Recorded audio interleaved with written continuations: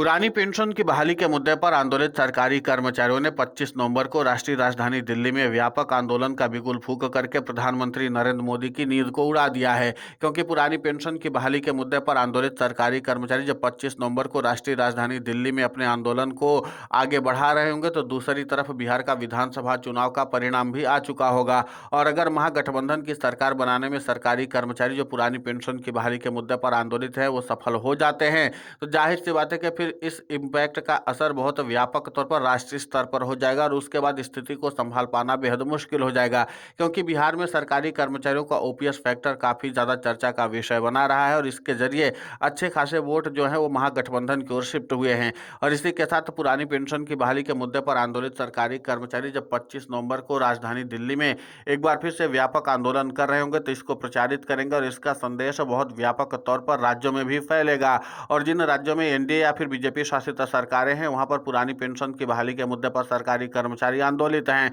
और जैसे ही यह संदेश राष्ट्रीय स्तर पर जाएगा, तो प्रधानमंत्री नरेंद्र मोदी की न सिर्फ फजीहत होगी बल्कि राज्यों की सरकारों को भी बैकफुट पर आना पड़ जाएगा। और दूसरी तरफ है कि पुरानी पेंशन की बहाली के मुद्दे पर आंदोलित सरकारी कर्मचारियों ने यूनिफाइड पेंशन स्कीम को सिरे से खारिज कर दिया है और इस बात का संदेश दिया कि यूनिफाइड पेंशन स्कीम में कुछ बचा नहीं है जिसको सरकारी कर्मचारी स्वीकार कर लें। और इसी के साथ पुरानी पेंशन की बहाली के मुद्दे को लेकर के एक बार फिर से एनएमओपीएस के राष्ट्रीय अध्यक्ष और अटेवा के प्रदेशाध्यक्ष विजय कुमार बंधु ने कहा कि अब दोहरी घेराबंदी केंद्र की मोदी सरकार की करनी, क्योंकि अभी तक हम लोगों ने सरकार को मनाने के लिए हर संभव प्रयास किया है लेकिन सरकार ने हमारी बातों को गंभीरता से नहीं लिया। अब इसी के नाते से माना जा रहा है कि अगर पुरानी पेंशन की बहाली के मुद्दे पर आंदोलित सरकारी कर्मचारी 25 नवंबर को राष्ट्रीय राजधानी दिल्ली पहुंच जाते हैं और अपने आंदोलन का बिगुल फूंक देते हैं, तो फिर जाहिर सी बात है कि केंद्र की मोदी सरकार को बैकफुट पर आने के अलावा कोई और विकल्प रह नहीं जाएगा। दूसरी सबसे अहम बात है कि अगर 25 नवंबर को सरकारी कर्मचारी राष्ट्रीय राजधानी दिल्ली में व्यापक आंदोलन करेंगे, तो फिर दिसंबर में जाहिर सी बात है कि पार्लियामेंट का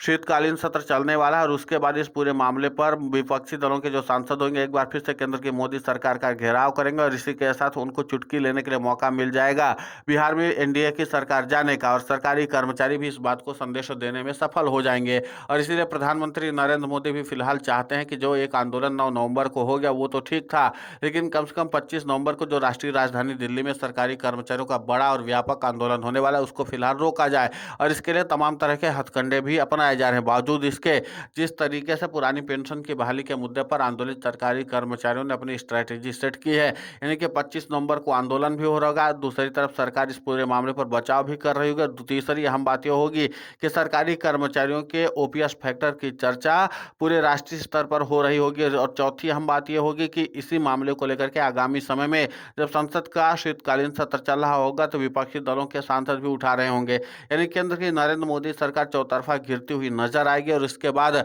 खुद प्रधानमंत्री नरेंद्र मोदी को भी इसका जवाब नहीं सूझेगा। और इसीलिए पुरानी पेंशन की बहाली के मुद्दे पर आंदोलित सरकारी कर्मचारियों के प्रतिनिधियों से बातचीत करने के लिए वित्त राज्य मंत्री पंकज चौधरी को सीधे तौर पर आगे कर दिया गया और उनको इस बात का संदेश दिया गया कि किसी भी तरीके से पुरानी पेंशन की बहाली के मुद्दे पर आंदोलित सरकारी कर्मचारियों और उनके प्रतिनिधियों को भरोसे में लिया जाए और उनको आश्वासन दिया जाए कि हम यूनिफाइड पेंशन स्कीम और एनपीएस में जरूरी सुधार करने के लिए तैयार हैं, जो सरकारी कर्मचारियों की तरफ से मांग रखी गई थी। लेकिन सबसे अहम बात है कि यूनिफाइड पेंशन स्कीम और उसी के साथ नेशनल पेंशन स्कीम को लेकर के सरकारी कर्मचारियों ने जिस तरीके से अपना गहरा असंतोष जताया है, उसके नाते से केंद्र की मोदी सरकार अब इस मामले पर डैमेज कंट्रोल करने में जुटी हुई है। हालांकि प्रधानमंत्री नरेंद्र मोदी को भी इस बात का अंदाजा नहीं होगा कि पुरानी पेंशन की बहाली के मुद्दे पर आंदोलित सरकारी कर्मचारी इस तरीके से उनको तगड़ा झटका दे सकते हैं और न सिर्फ झटका दे सकते हैं बल्कि झुकने के लिए मजबूर भी कर सकते हैं। क्योंकि जाहिर सी बात है कि जितने बड़े आंदोलन राष्ट्रीय राजधानी दिल्ली में होंगे उतनी ही ज्यादा मुश्किलें केंद्र की मोदी सरकार के साथ साथ राज्यों की एनडीए शासित और बीजेपी शासित सरकारों के लिए भी मुश्किलें बढ़ सकती हैं। और इसके बाद पुरानी पेंशन की बहाली का मुद्दा एक बार फिर से राज्यों की गलियों में जैसे ही चलेगा, फिर उसको स्थिति को नियंत्रित कर पाना प्रधानमंत्री नरेंद्र मोदी और इसी के साथ बीजेपी के शीर्ष नेतृत्व के बस की बात नहीं रह जाएगी। और इसीलिए प्रधानमंत्री नरेंद्र मोदी ने अब इस मामले पर समाधान निकालने का फैसला कर लिया है। माना यह जा रहा है कि बहुत जल्द प्रधानमंत्री नरेंद्र मोदी वित्त सचिव के साथ कैबिनेट सचिव टीवी सोमनाथन और वित्त मंत्री निर्मला सीतारमण और इसी के साथ पीएफआईडी के चीफ को भी बुला करके इस मामले पर मंत्रणा करेंगे। इसके अलावा पुरानी पेंशन की बहाली के मुद्दे पर आंदोलित सरकारी कर्मचारियों की जो बुनियादी और जरूरत मांगे हैं उसको लेकर के भी मंत्रणा होने वाली है और इस बात का भी संदेश दिया जाएगा कि पुरानी पेंशन की बहाली के मुद्दे पर आंदोलित सरकारी कर्मचारी अपने ओपीएस फैक्टर के जरिए न सिर्फ सत्ता परिवर्तन कर सकते हैं बल्कि व्यापक तौर पर आंदोलन करके सीधे सरकार को चुनौती चुनौती भी दे सकते हैं। अब इसी बात को लेकर के प्रधानमंत्री नरेंद्र मोदी मंत्रणा करने की कोशिश में जुटे हुए हैं। लेकिन सबसे अहम बात है कि पुरानी पेंशन की बहाली के मुद्दे पर आंदोलित सरकारी कर्मचारियों और उनके प्रतिनिधियों ने कहा 25 नवंबर को हम प्रधानमंत्री नरेंद्र मोदी को अपनी एकजुटता की ताकत को दिखाएंगे और पुरानी पेंशन की बहाली के लिए एक बार फिर से नई तरह की रणभेरी खेलेंगे। यानी कि पुरानी पेंशन की बहाली के मुद्दे पर आंदोलित सरकारी कर्मचारी किसी भी हाल में समझौता करने की स्थिति में नहीं है और सरकारी कर्मचारी इस बात का संदेश खुले तौर पर केंद्र की नरेंद्र मोदी सरकार को दे चुके हैं। और अब केंद्र की नरेंद्र मोदी सरकार के पास एक ही रास्ता बचता है कि पुरानी पेंशन की बहाली के मुद्दे पर आंदोलित सरकारी कर्मचारियों की मांगों के आगे झुके और उसको स्वीकार करें। अब जाहिर सी बात है कि एनपीएस और यूपीएस में जिस तरीके से सरकारी कर्मचारियों ने खामियां निकाल करके दिखाई हैं और उसके बाद पेंशन अदालत लगाई गई, पेंशन अदालत में भी एनपीएस और यूपीएस का समाधान सरकारी कर्मचारियों के मन के मुताबिक हुआ नहीं है। दूसरी सबसे अहम बात है कि महागठबंधन के साथ जो विपक्षी दलों के अन्य सांसद है वो भी पुरानी पेंशन की बहाली के मुद्दे पर आंदोलित सरकारी कर्मचारियों के साथ सामंजस्य बनाए रखना चाहते हैं। और जैसे ही सरकारी कर्मचारी बिहार में सत्ता परिवर्तन करने में सफल हो जाते हैं तो ये एक ऐतिहासिक फैसला होगा कि सरकारी कर्मचारियों ने अपने दम पर सत्ता परिवर्तन करने में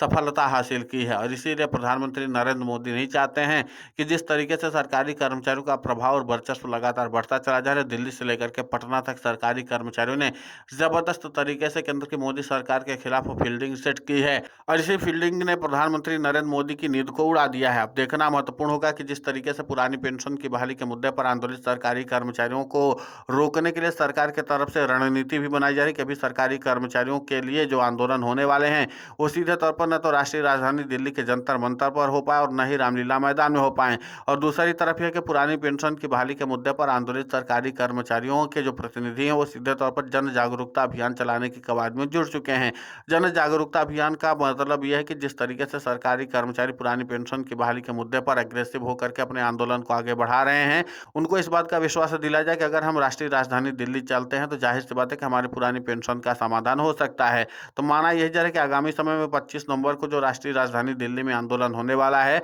वो केंद्र की मोदी सरकार के साथ साथ राज्यों की बीजेपी शासित सरकारों के लिए भी टेंशन बढ़ाने वाला है। अब इस टेंशन का समाधान प्रधानमंत्री नरेंद्र मोदी किस बैठक में निकाल पाते हैं ये भी देखना महत्वपूर्ण होगा, क्योंकि जाहिर सी बात है कि प्रधानमंत्री नरेंद्र मोदी ने जो बैठक बुलाई है उसकी आधिकारिक तौर पर तो जानकारी नहीं है। लेकिन इतना तो तय माना जा रहा है कि पुरानी पेंशन की बहाली का मुद्दा एक बार फिर से प्रधानमंत्री नरेंद्र मोदी समेत एनडीए के घटक दलों को भी इस बात के लिए मजबूर कर रहा है कि अब इस मामले का समाधान निकाला जाना चाहिए। और अगर समाधान नहीं निकलेगा तो ये चुनौतियां और भी ज्यादा बढ़ सकती हैं। फिलहाल इस पूरे घटनाक्रम को लेकर के आपकी प्रतिक्रिया बहुत महत्वपूर्ण होती है, आप हमें कमेंट करके जरूर बताएं। साथ ही पुरानी पेंशन की बहाली के मुद्दे पर हम लगातार आंदोलित होकर के खबरें चला रहे हैं। आप हमारे समर्थन के लिए चैनल को सब्सक्राइब करें, खबर को ज़्यादा से ज़्यादा शेयर करें ताकि पुरानी पेंशन की बहाली का मुद्दा और बुलंद हो।